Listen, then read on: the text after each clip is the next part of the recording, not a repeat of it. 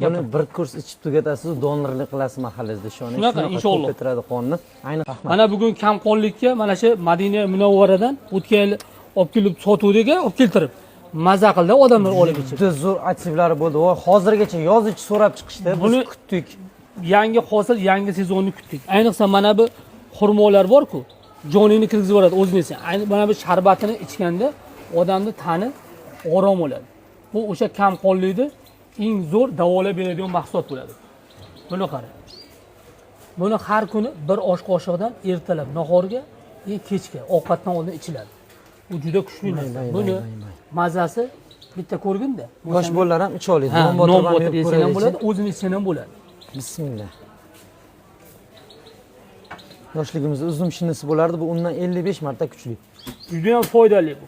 Bu 10 kun xudo xolasa atayapmiz. Uzoqqa ham olib bo'lmaydi. Har bitta xonadonda bittadan turish kerak. Narxi ham bitta idishni so'raganlarga 100 ming so'mdan qilib beraverasan.